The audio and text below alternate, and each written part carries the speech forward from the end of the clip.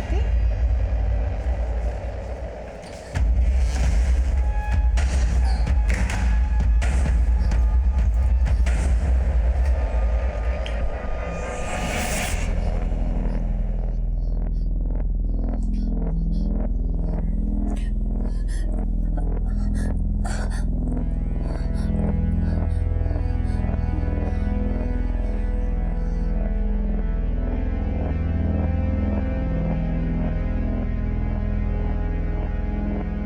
भेलपुरी। मुझे तो बहुत भूख लग रही है यार, सुबह से कुछ भी नहीं खाया। पता है क्या हुआ? सब ठीक है ना? हाँ। इस बार प्लान पक्का है ना? क्या फिर लास्ट मोमेंट पे कैंसिल कर दोगी? इस बार कोई प्लान कैंसिल नहीं होगा। मैंने 8 अप्रैल की टिकट्स भी बुक करवा ली है। कमान से निकला तीर दोबारा लौट के नहीं आता, और आरती भी एक ऐसा ही तीर छोड़ चुकी थी जिसने किसी को अंदर तक घायल कर दिया था। जो हुआ था वो गलत नहीं था, लेकिन अब जो होने वाला था वो गलत ही गलत था।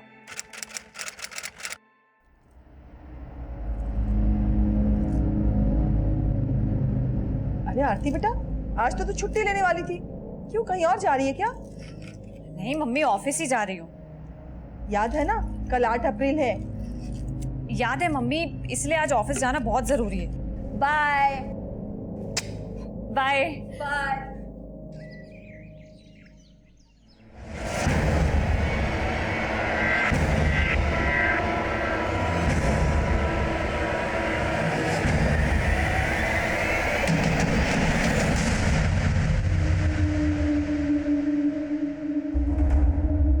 निशाद, ये सभी ट्रांजैक्शन का जीएसटी कैलकुलेट किया है मैंने, तुम एक बार चेक कर लो। हेलो, आरती ने बोला था तुमसे चेक कराने के लिए। Check it once. आरती कहाँ है? मैम वो आई नहीं अभी तक। आई नहीं? आरती आज ऑफिस आने वाली थी। इनफैक्ट कुछ दूरी तक मैंने उसे ड्रॉप किया था। उसने कहा था कि मैं आपसे ऑफिस में मिलूंगी। एक्चुअली मेरी जब मॉर्निंग में उससे बात हुई तो उसने मुझसे भी यही कहा कि वो आज आने वाली है ऑफिस।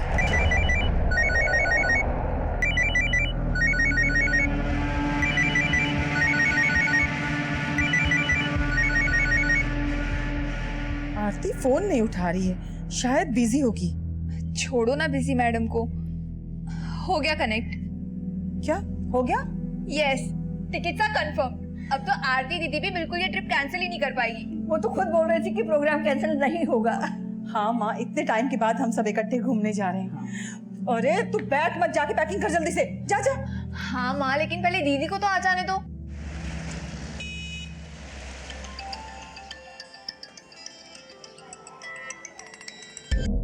सॉरी अर्चना, मैं बिजी था यार, मैं तेरा फोन नहीं पिक कर सका। क्या हुआ? अभी ना आरती दीदी आपके साथ है। नहीं तो क्यों? दीदी अभी तक ऑफिस से घर नहीं आई। क्या बात करिए, लेकिन वो तो कह रही थी ना कि वो आज ऑफिस से छुट्टी लेगी। लेकिन दीदी तो आज ऑफिस के लिए निकली थी। तो तूने आरती के कलीग्स को फोन किया? शायद उन सबको कुछ पता हो।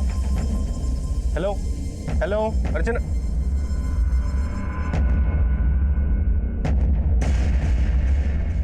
हेलो निशाद, मैं आरती की सिस्टर बात कर रही हूँ।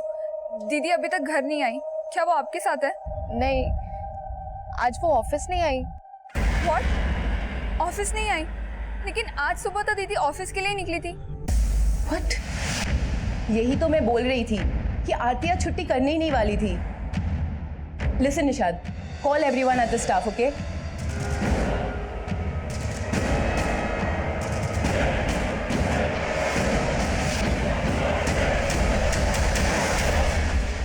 नहीं लग रहा नंबर यार। नानी, ऐसा भी तो हो सकता है कि आरती को ऑफिस जाने से पहले कहीं और जाने का प्लान हो। अरे कहीं और कहाँ जा सकती है? कह रही थी कि ऑफिस में बहुत जरूरी काम है, उसका जाना जरूरी है, क्योंकि कल से छुट्टी ले रखी थी उसने।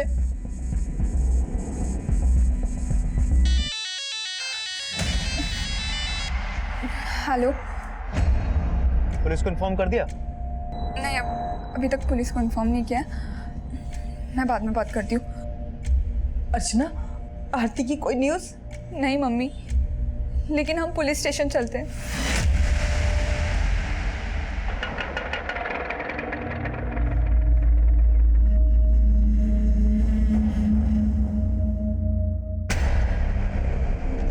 सुबह घर से कितने बजे निकली थी आरती? सर रोज की तरह 8:45 बजे ऑफिस चली गई थी। आरती का ऑफिस है कहाँ? पवई में। वो रोज सुबह थाने से 9:11 की स्लो ट्रेन पकड़ती थी कांचुरमार्ग के लिए और वहाँ से रिक्शा लेके पवई जाती थी। आरती कैरेंटेड स्पा में ऑपरेशन हेड है। ये निशाद, सुदेश और आमुद आरती के कलीग्स है। जब दीदी घर नहीं आई तो इनसे पता चला कि दीदी ऑफिस भी नहीं गई है। और आप क्या लगते हैं आरती के? सर ये अभिनव हमारा कजिन है। आरती अपने किसी दोस्त या रिश्तेदार के यहाँ भी तो जा सकती है। नहीं सर, हमने सब जगह पता करके देख लिया और इनके अलावा आरती का कोई भी ऐसा दोस्त नहीं है जिसके साथ आरती इतनी देर तक बाहर है। और सर प्लीज आप जल्दी कीजिए, दीदी डायबिटिक है और कभी कभी दीदी का शुगर लेवल इतना बढ़ जाता है कि उन्हें इंसुलिन के इंजेक्शंस लेने पड़ते हैं।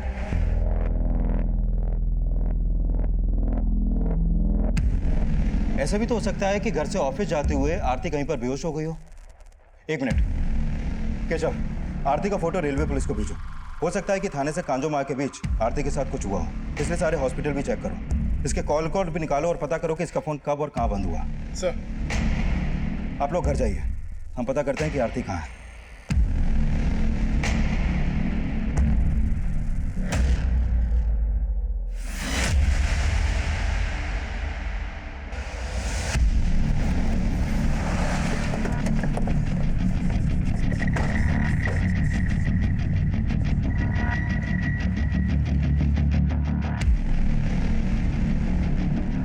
देखिए, फुटेज में तो दिख रहा है कि कल आरती सुबह अपने घर से निकली तो थी, लेकिन ये कंफर्म है कि वो यहाँ से थाने स्टेशन पहुंची नहीं, क्योंकि हमने स्टेशन की भी फुटेज चेक की थी। अच्छा एक बात बताओ, आरती हमेशा लोकल ट्रेन से सफर करती थी या फिर बस, ऑटो या टैक्सी से भी? दीदी हमेशा ट्रेन से ही ट्रैवल करती थी। लेकिन कल उसने लोकल ट्रेन से सफर नहीं किया।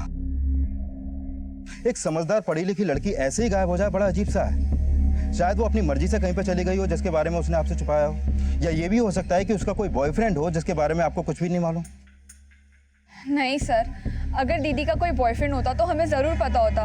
और दीदी ऐसे कहीं नहीं जा सकती है। आज सुबह 5 बजे की ट्रेन से हम लोग मैंगलोर जाने वाले थे और ये ट्रिप भी दीदी ने ही प्लान किया था। मैंगलोर में कहाँ जाने वाले थे आप लोग? सर हम लोगों ने भगत इंटरनेशनल होटल में रूम बुक किया था और वहाँ हमारा 1 हफ्ते घूमने का प्लान था। अगर आरती और उसकी फैमिली का पहले से मैंगलोर जाने का प्लान था तो आरती खुद से तो कहीं गायब नहीं हो सकती। उसके साथ जरूर कुछ ना कुछ तो हुआ है। केशव, आरती के घर से थाने स्टेशन तक जहां भी सीसीटीवी उन सबको खंगालो। कहीं ना कहीं तो आरती कैप्चर हुई होगी। सर आरती की मिसिंग कंप्लेंट फाइल होने के 2 दिन बाद वो केस मेरे सर्विलेंस में आया और तब तक आरती के कॉल रिकॉर्ड्स भी आ चुके थे। आरती एक हाई प्रोफाइल स्पा की ऑपरेशन हेड थी, इसलिए इस केस की चर्चा इलेक्ट्रॉनिक मीडिया, प्रेस और सोशल मीडिया हर जगह हो रही थी।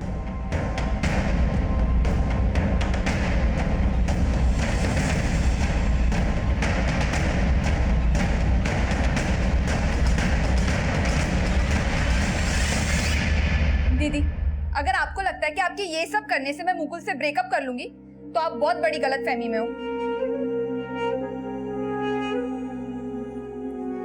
दीदी आई एम सो सॉरी, मुझे आपसे ऐसे बात नहीं करनी चाहिए थी। मुझे भी ऐसे रिएक्ट नहीं करना चाहिए था, पर अपनी आदत से मजबूर हूँ अर्चना। अपनी ही बहन को उसके पैरों पे कुल्हाड़ी मारते ऐसे नहीं देख सकती।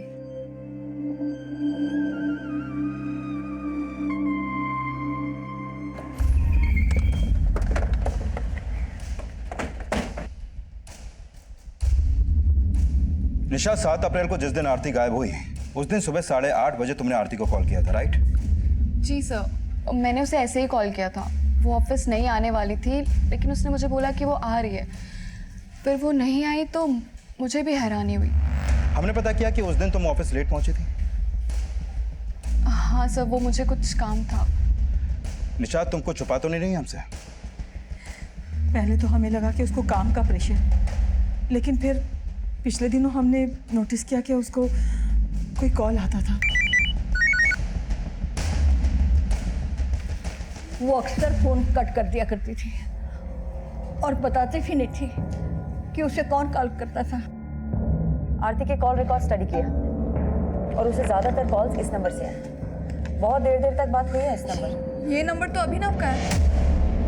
अभिनव तुम्हारा कजिन? जी।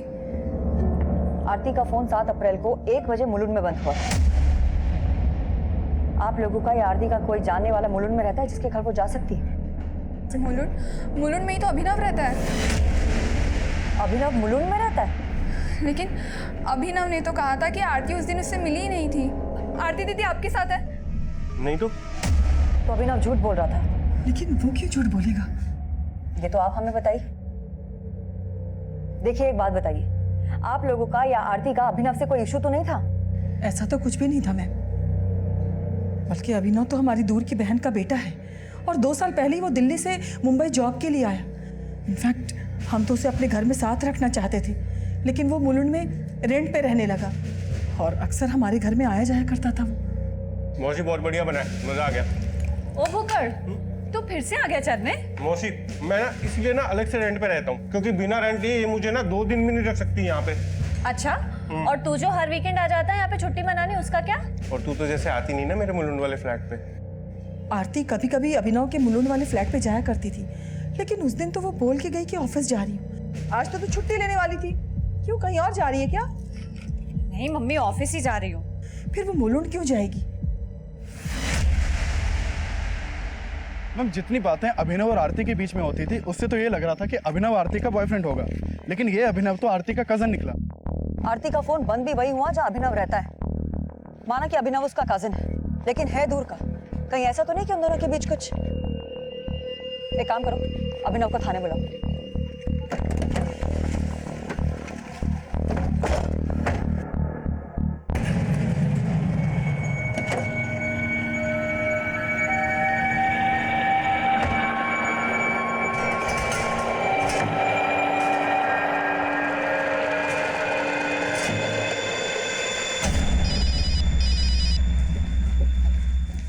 हेलो।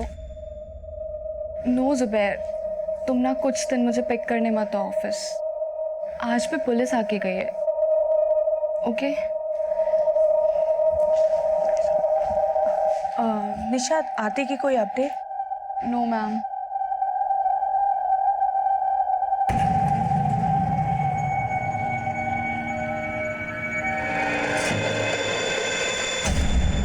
आप यहाँ? मैंने आरती के बारे में सुना। ये सब अचानक कैसे? आज तुम्हें उसकी बड़ी फिक्र हो रही है? आंटी अब ऐसी कैसी बातें कर रही है? आरती मेरी बेटी जैसी है। भाभी क्या बोल रही है पुलिस? कुछ पता चला?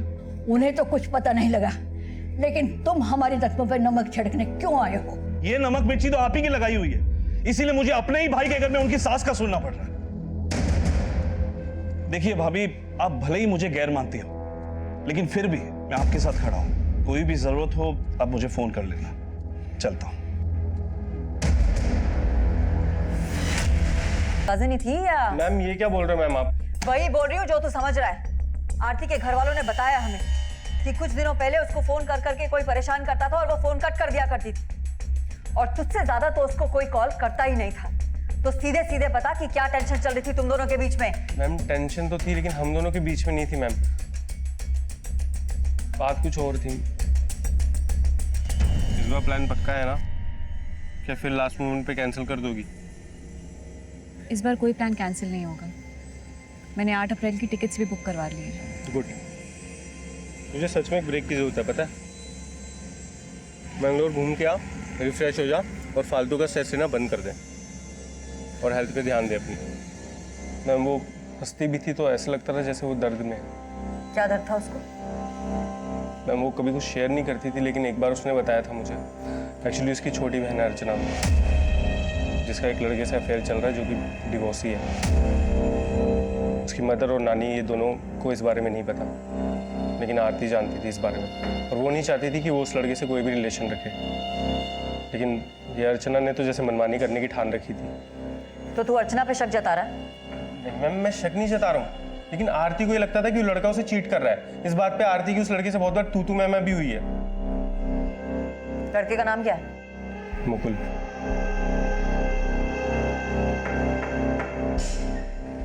मैम इस पे शक किया तो ये आरती की बहन और उसके बॉयफ्रेंड का एंगल सामने ले आया। ये मुलुंड में जहाँ रहता है वहाँ पता करो, हो सकता है आरती को वहाँ किसी ने देखा हो। और हाँ, ये भी पता लगाओ कि ये मुकुल क्या चीज़ है। Okay ma'am. बोलो केशव। मैम 7 अप्रैल को आरती जिस दिन गायब हुई थी उसे थाने की एक बिल्डिंग के सीसीटीवी में कैप्चर होते हुए देखा गया था।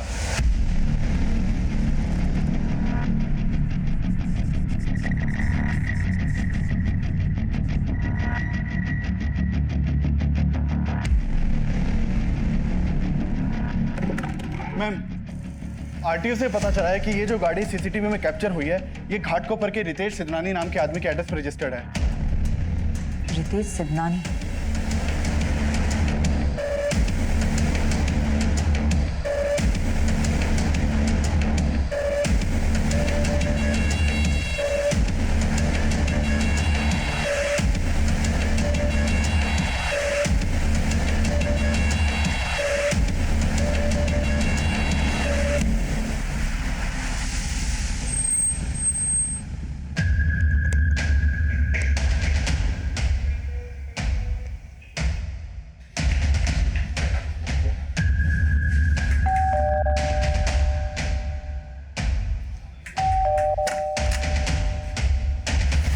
रितेश सिद्धनानी? जी मैं ही हूँ। हाँ सर, ये मेरी गाड़ी है। आरती भारद्वाज कहाँ है? कौन आरती भारद्वाज? आरती 7 अप्रैल से मिसिंग है और आखिरी बार 7 अप्रैल को आरती को आप ही की गाड़ी में बैठते हुए देखा गया। मेरी गाड़ी में? लेकिन सर मैं तो किसी आरती भारद्वाज को जानता ही नहीं हूँ। अगर जानते नहीं तो वो आपकी गाड़ी में बैठी क्यों? आपकी गाड़ी कहाँ है? सर वो मेरा बेटा लेके गया है किसी काम से। हाँ सर, 7 तारीख को मेरी वाइफ मेरी गाड़ी लेके गई थी। वाइफ? जी हाँ सर। अभी कहाँ है? वो अपने ऑफिस में। आपकी वाइफ का नाम क्या है और ऑफिस कहाँ है उनका? सर पवई में KRNT टेस्पा की सेंटर हेड है। आयुषी सिद्धनानी नाम है उसका।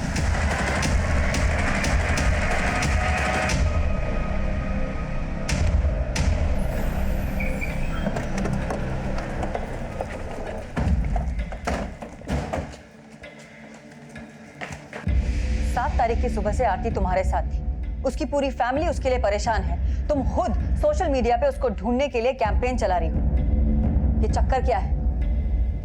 मैम मैं मानती हूँ कि 7 अप्रैल आरती थोड़े टाइम के लिए हम लोग के साथ थी, पर अब मैं नहीं जानती कि वो कहाँ है। मैं मानती हूँ कि आप लोगों को मैंने ये बात नहीं बताई, लेकिन स्टाफ में सबको पता था। मैम उस दिन मैं एक्चुअली सुदेश के साथ थी। सुदेश? ओके। मैम वो आरती है। मैंने हाँ आरती है। एक minute. Auto Aarti. Hi ma'am, office जा रही हो? बैठो, आई ड्रॉप यू।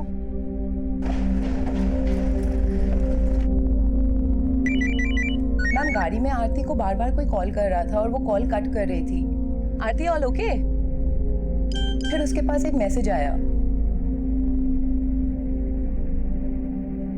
फिर उसने कहा कि मैं उसे मुलुंड क्रॉसिंग पे ड्रॉप कर दूं। मैम वो आगे वाले सिग्नल पे साइड पे जरा रोक दीजिएगा, कुछ अर्जेंट काम आ गया है। तो ऑफिस नहीं आओगी? आऊंगी ऑफिस बाद में, अभी कुछ काम है इसलिए। तो मैंने उसे ड्रॉप कर दिया। वहां पे ऑलरेडी एक गाड़ी खड़ी थी। फिर आरती उस गाड़ी में बैठ के चली गई। किसकी गाड़ी थी वो? वो मुझे नहीं पता, लेकिन एक ब्लैक कलर की गाड़ी थी। तो ये सब तुमने पहले क्यों नहीं बताया?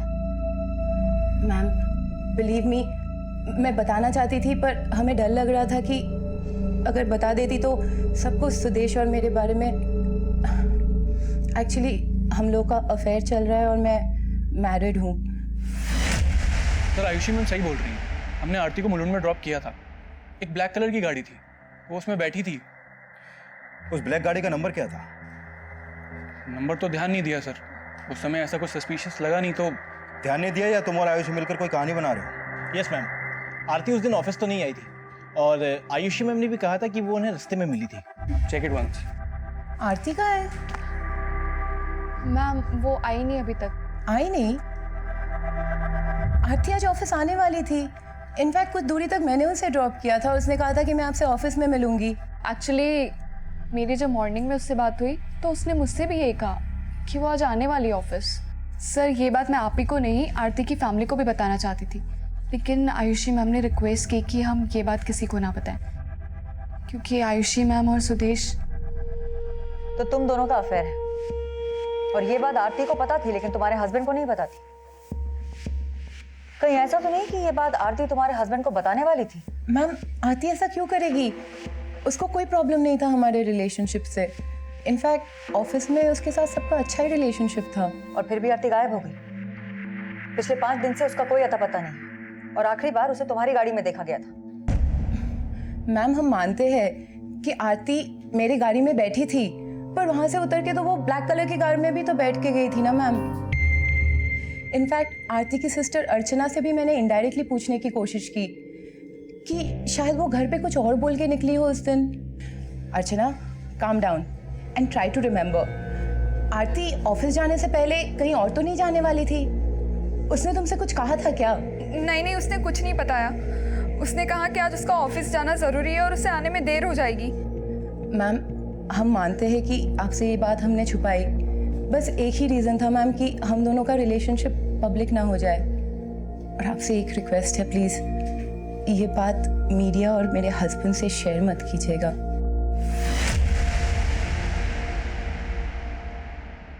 मैम आरती का फोन मुलुंड में बंद हुआ था, और ये लोग भी बोल रहे हैं कि उन्होंने आरती को मुलुंड में ड्रॉप किया था। और आरती का कजिन अभिनव, वो भी मुलुंड में ही रहता है। मैम पता करो अभिनव के पास काली गाड़ी है क्या, और इन लोगों को मुलुंड लेके जाओ, देखो आरती को कहाँ ड्रॉप किया है। Okay ma'am.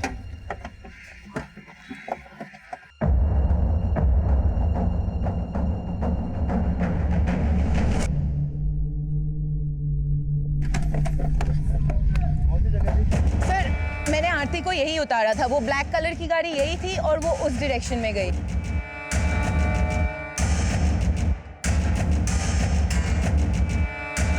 वो वहां से यहाँ गई? हाँ।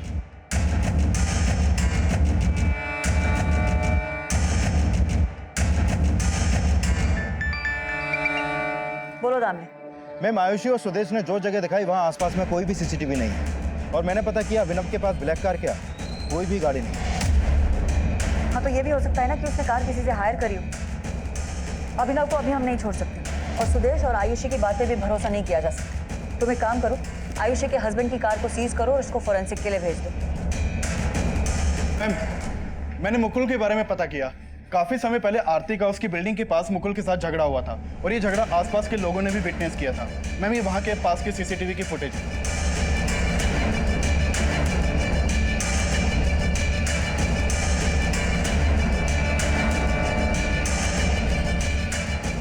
मैम मुकुल के पास बस यही गाड़ी है, उसके पास कोई ब्लैक रंग की गाड़ी नहीं है।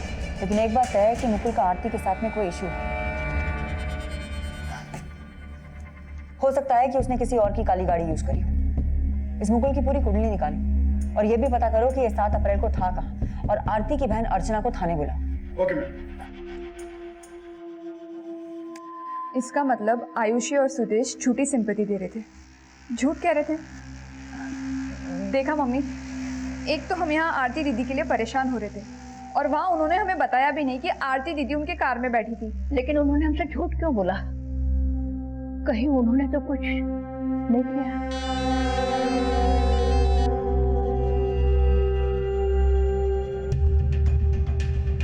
सर आप बेकार में शक कर रहे हैं। अपने शक को दूर करने के लिए ही ये गाड़ी फॉरेंसिक में भेज रहे हैं। कुमार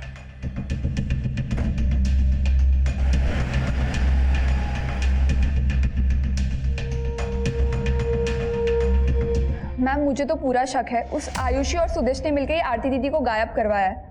और वो क्यों गायब करेंगे उसको? वो सब मैं नहीं जानती, लेकिन 7 अप्रैल को आरती दीदी उन्हीं की गाड़ी में बैठी थी।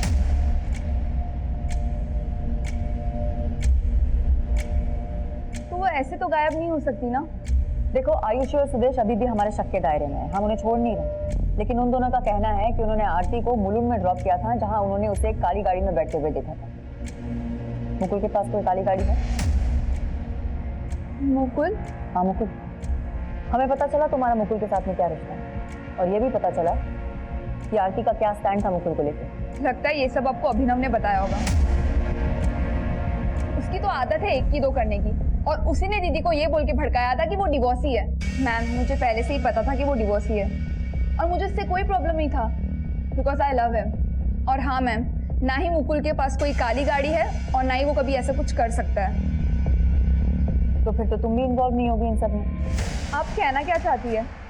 आरती दीदी मेरी बड़ी बहन है, और आप अभिनव पे भरोसा करके गलती कर रहे हैं।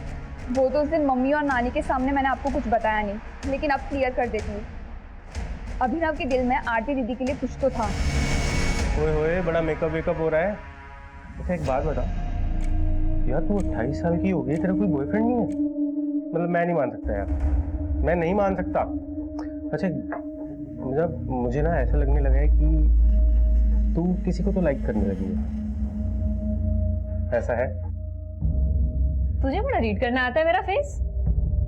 एक बात बता, वो कौन है जिसे तू जानता है और मैं नहीं जानती? बता। मुझे तो ऐसा लगता है कि खाना रेडी है। मैम उस दिन अभिनव का बस चलता तो उसने आरती को प्रपोज कर दिया होता, या तो कर भी दिया हो, या तो वो अभिनव या तो वो सुदेश और आयुषी झूठ बोल रहे हैं। और अब मुझ पर उसे लगता नहीं कि वो किसी को ब्लैकमेल कर सकती है। Ma'am Ayushi care and treat spa की एक सिंसियर एम्प्लॉय थी। वो रोजाना सुबह 9:11 की लोकल से अपने ऑफिस के लिए ट्रेवल करती थी और अपने ऑफिस टाइमिंग से हमेशा 15 मिनट पहले ही ऑफिस पहुंचती थी। आरती काफी पंक्चुअल और डिसिप्लिन थी। मैम फिलहाल अब तो मुकुल ही ऐसा है जिसका आरती से इशू था, लेकिन 7 अप्रैल को मुकुल और अर्चना इन दोनों में से कोई भी मुलुंड में नहीं था। और मैंने पता किया ना तो मुकुल या उसके जानने वालों में किसी के पास कोई ब्लैक गाड़ी है और ना ही अभिनव के पास। अगर मान लें कि सुदेश और आयुषी सच कह रहे हैं, तो फिर वो काली गाड़ी किसकी थी जिसमें उन लोगों ने आरती को बैठते हुए देखा था?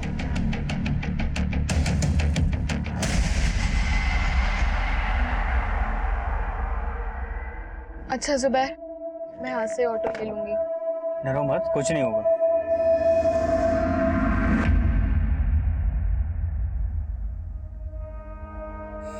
पहले पढ़ने की टेंशन, फिर सीए बनने के बाद काम की टेंशन।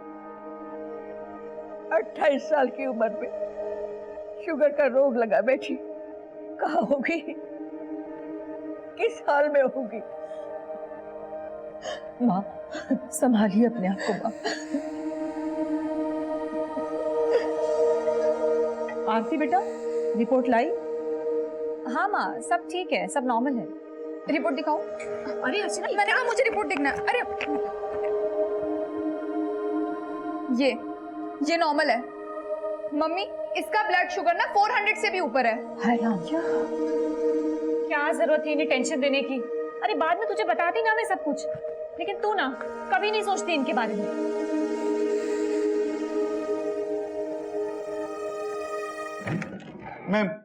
मैम आरती का एक चाचा है और उसके पास एक ब्लैक गाड़ी है, और पता चला है कि आरती के चाचा का आरती की फैमिली के साथ बहुत पुराना झगड़ा है। कैसा झगड़ा? हमारा झगड़ा तो उसी दिन से शुरू हुआ जब मेरे दामाद का देहांत हो गया। ये फ्लैट मेरे दामाद के फादर के नाम है। मेरे दामाद के देहांत के बाद आरती का चाचा यानी राजेंद्र इस फ्लैट को बेचना चाहता था। देखो भाभी, इस फ्लैट के कॉस्ट का आधा पैसा तो देने की आप लोगों की हालत है नहीं। ये फ्लैट बेचकर ही हिस्सा हो सकता है। ये फ्लैट तो नहीं बिकेगा चाचा। और रही बात आपके हिस्से की, तो जब भी आपके हिस्से के पैसे इकट्ठा हो जाएंगे हम आपको दे देंगे। दे देंगे?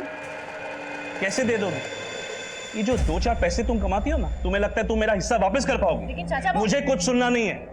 मैंने एस्टेट एजेंट को बोल दिया है, कल से क्लाइंट आना शुरू हो जाएंगे। फिर ये फ्लैट देखने पार्टियां भी आने लगी थी, लेकिन आरती उन्हें भगा देती थी। आरती तू ये ठीक नहीं कर रही है। भाभी आप चाचा, आप अकेले मालिक नहीं हो इस घर के जो इस घर को बेचने का फैसला अकेले ले लो। आपके पैसे आपको मिल जाएंगे, लेकिन ये घर नहीं बिकेगा चाहे जो हो जाए। नहीं बिकेगा?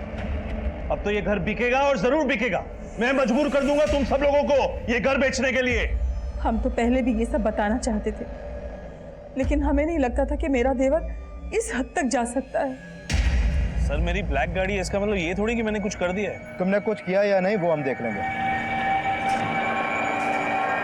शक के आधार पर आरती के चाचा राजेंद्र की कार की भी फॉरेंसिक जांच कराई गई, लेकिन उससे भी कुछ सामने नहीं आया था और ना ही किसी और सस्पेक्ट के खिलाफ कुछ मिल रहा था।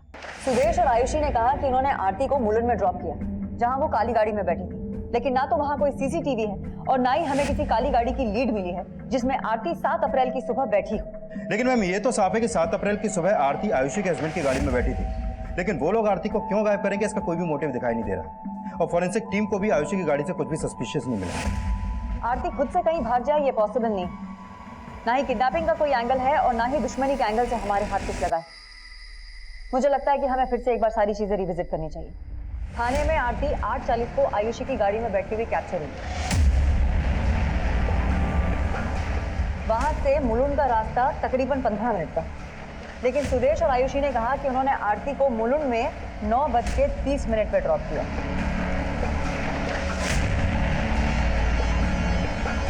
तो आधे घंटे तक वो लोग कार में कर क्या रहे?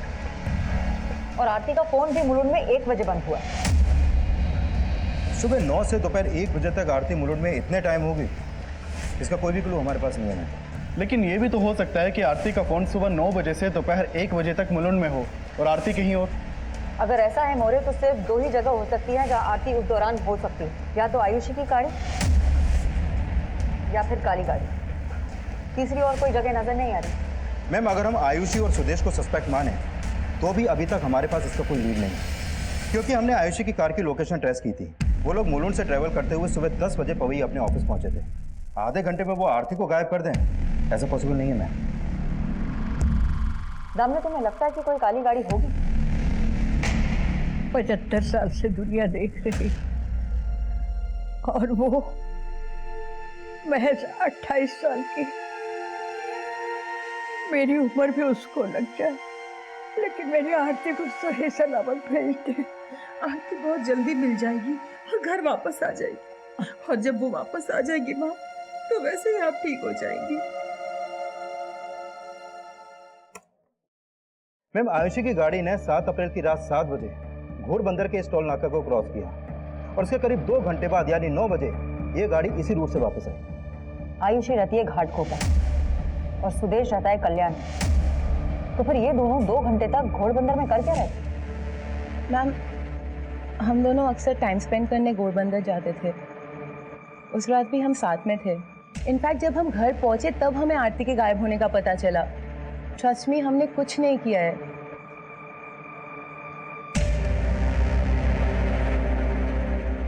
माना कि इनकी गाड़ी में कुछ भी सस्पिशियस नहीं मिला, लेकिन 2 घंटे तक इन लोगों का घोड़बंदर में होना। दामने, एक काम करो, घोड़बंदर में एक सर्च ऑपरेशन शुरू करो, हो सकता है हमें कोई लीड मिले।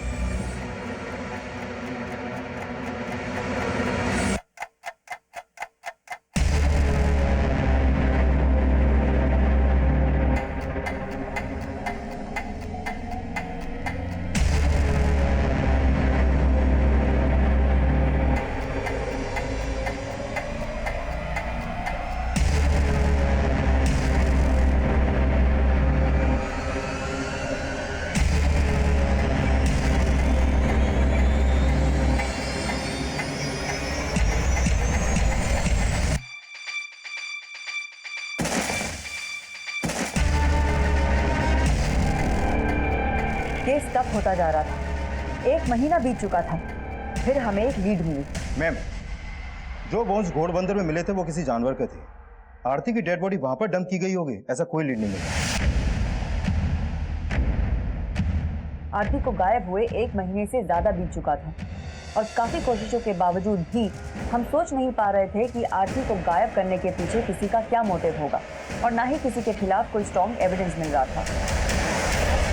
मैम, मैंने आयुषी की बैंक स्टेटमेंट चेक की। 7 अप्रैल की रात को आयुषी ने घोड़बंदर के गैराज में अपना कार्ड स्वाइप किया था। गैराज के मालिक से मेरी बात हुई। उसने बताया कि उन लोगों ने वहां पे अपनी गाड़ी धुलवाई थी और गाड़ी का इंटीरियर भी चेंज करवाया था। काफी कोशिशों के बाद हमें पहली बार इस केस में एक स्ट्रॉन्ग लीड मिली और काफी मशक्कत के बाद हमने वो मटेरियल ढूंढ निकाला जो ये साफ कर रहा था कि आरती की हत्या उसी गाड़ी में हुई थी जिसमें 7 अप्रैल की सुबह आयुषी और सुदेश थे और उसमें आरती को बैठते हुए देखा गया था। क्या आरती के साथ? देखिए, अभी हम कुछ भी नहीं कह सकते हैं, लेकिन आगे की जांच के लिए आपके डीएनए की जरूरत पड़ सकती है। हमें उनके साथ रितेश, आयुषी और उसके बेटे के डीएनए भी मिले, क्योंकि हमें शक था कि वो मुकर सकते थे कि वो पुराना मटेरियल उनका नहीं था। और फिर रिपोर्ट आई। मैम, आयुषी की गाड़ी के पुराने मटेरियल से जो ब्लड ट्रेसेस मिले थे उसका डीएनए आरती की मां के डीएनए से मैच करता है। और मैम, आयुषी की गाड़ी के पुराने मटेरियल से आयुषी, उसके हस्बैंड और उसके बेटे के भी बाल मिले। अब आयुषी इनकार नहीं कर सकती कि उसने 7 अप्रैल की रात को अपनी गाड़ी का इंटीरियर जानबूझकर चेंज करवाया था।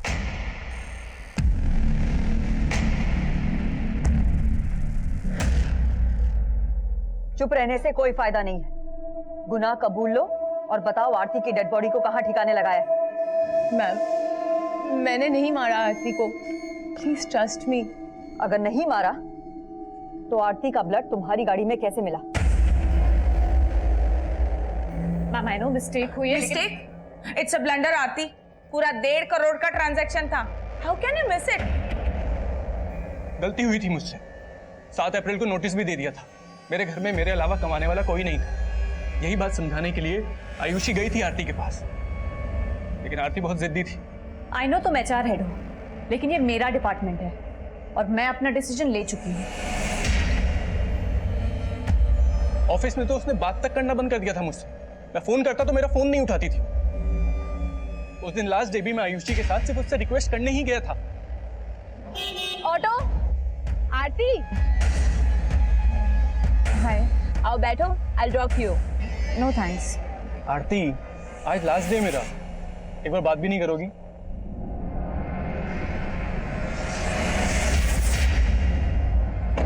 हमने फिर से उससे रिक्वेस्ट करी, लेकिन उसने हमारी फिर नहीं सुनी। तुम्हें लगता है मैं गलत हूँ तो हूँ, लेकिन अब मैं पीछे नहीं हटने वाली। तुम्हें जो सोचना है सोचो, मुझे कुछ डिस्कस नहीं करना इस बारे में। Stop the car.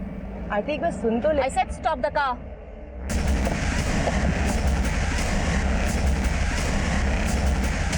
आरती ने बोला था तुमसे चेक कराने के लिए। Check it once. आरती कहाँ है? मैम वो आई नहीं अभी तक।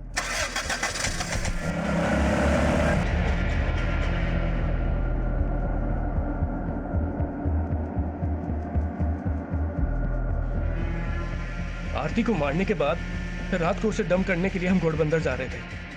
तभी हमें बांडुप की एक नाकाबंदी पे ड्रिंक एंड ड्राइव टेस्ट के लिए रोका गया, लेकिन वो आरती की डेड बॉडी नहीं देख पाए और टेस्ट के बाद हम उसकी डेड बॉडी को घोड़बंदर ले आए। उसकी बॉडी के टुकड़े किए ताकि वो नाले में आसानी से बह जाए।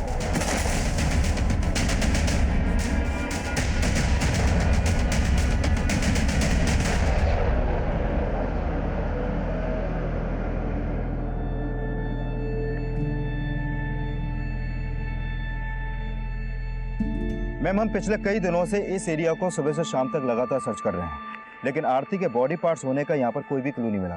और अगर वाकई में आयुषी और सुदेश ने आरती के बॉडी पार्ट्स को यहाँ पे डंप किया है, तो वो बॉडी पार्ट्स यहाँ से बहकर समुद्र में भी जा सकते हैं, क्योंकि ये नाला सीधे समुद्र को कनेक्ट करता है।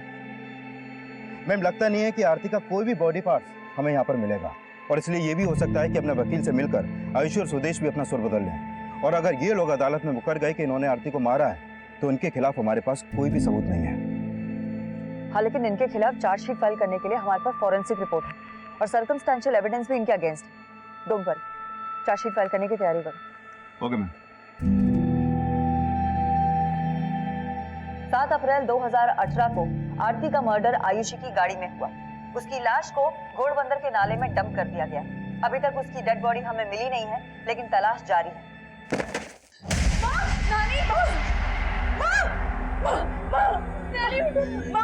नानी क्या हो गया आपको?